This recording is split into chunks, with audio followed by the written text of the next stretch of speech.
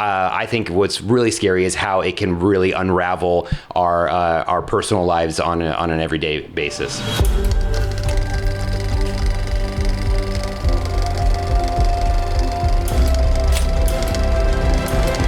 Chris, a good place to begin is, where did the concept of this movie begin for you? I saw my first deepfake in 2018, and that was the early days of it, and I knew that the trajectory it was on, it was going to become something incredible and something scary. For several years, it kind of floated in my head, and I didn't know exactly how I wanted to tell the story. And at the end of 2022, one day, it just finally clicked. The character of Duke, he was nameless, but that character kind of entered my brain of, oh, okay, I'm going to use his character to kind of fuck with some people. I'm going to do it in multiple storylines and have a fun way of connecting them. An important aspect for me was doing it on a smaller, more granular, everyday approach. That way, just the impact of how scary it is on our everyday lives versus this supercomputer or this big global political thing. Like, those things are all scary with AI, but I think what's really scary is how it can really unravel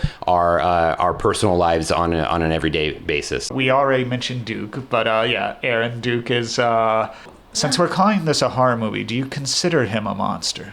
No, I think that what makes him interesting is that he is not this supervillain plotting and scheming in a lair. He's very much an everyday person who doesn't understand the consequences of his actions. I think that is what's so terrifying about AI, because now you can make something like a video so easily of somebody that you don't even know, but might have annoyed you because you're envious of them, or you're having a bad day, and you could just go about your life and not know the ramifications of what that had, and then you get to see them in this film. But yeah, I think that's the most terrifying part to me.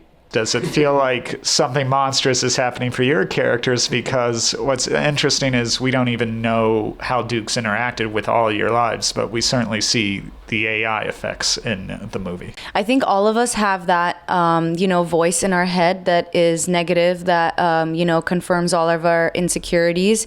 And at least for my character, she has a lot of those, even though she pretends to be, or is for the most part, very carefree and trying to enjoy every moment. Yeah, when you have that voice in the back of your head, if you're presented with something that's going to prove that voice right and make it louder, you're going to lean into that, because at that point you have no control over it. This movie does a really clever job of merging a perfect technology that is, making things look so real with flawed people and flawed society and what that means for how we interpret things. Do you all view this as a throwback maybe a little bit to the 90s post-Pulp Fiction era? I mean, we do have a character who's complaining about tipping. I totally understand the connection there, but for me, it's a relevant talking point. So many of us are faced with that screen being spun around on us now at businesses that didn't used to do that. It's a fun talking point because there is a very strong split.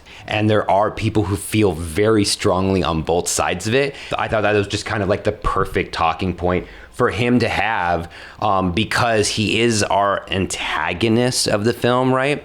But it's also a talking point that a lot of people agree with.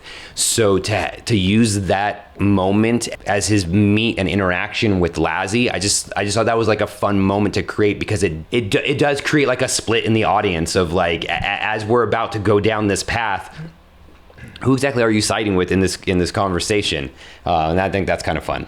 Who was it? Mr. Pink that was in Reservoir Dogs that tipping? talks about tips. Yeah. Yes, he was pissed off about tipping, and all he had to do was throw in some change.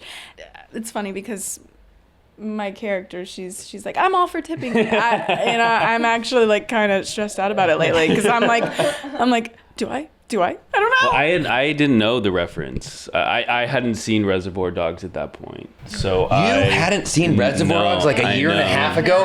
I just saw it for the first time in theaters. They were playing it. They were playing it in a theater, and good for you. And I saw that scene, and you can imagine my reaction. Like, holy shit! Wait, what? But I'm glad I didn't. I'm glad I didn't. Of the connection. I didn't even think about that.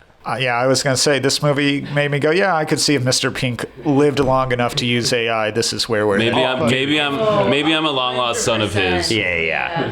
If Mr. Pink was in this situation, he would definitely be siding with Duke. That's for sure. But I do also want to bring up the fandom element, the cosplay element, because it's a major element of this movie, but it certainly seems to be breaking away from the archetype that we see in sitcoms or what have you. And I'm curious, are you into the cosplay fandom scene at all? I definitely spend time watching people's best of. I'm so impressed with how amazing people are with what they create. Some people legit make these creations that look exactly like the animated characters or in the movies, and they're doing it so resourcefully. So yeah, I'm just a huge fan of it. I've never done it. I would be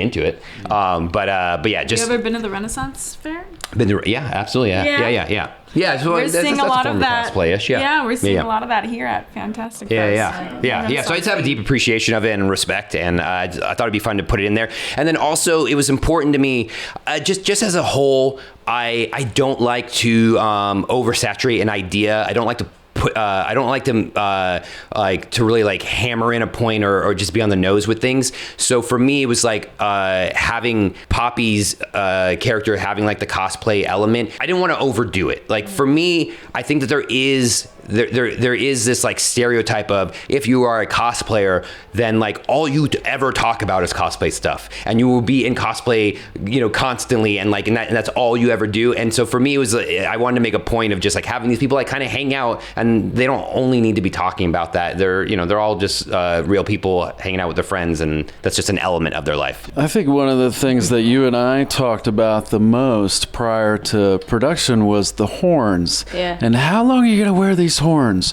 Yeah, that's true. When are you wearing the horns? And do you wear the horns when you run through the field? Or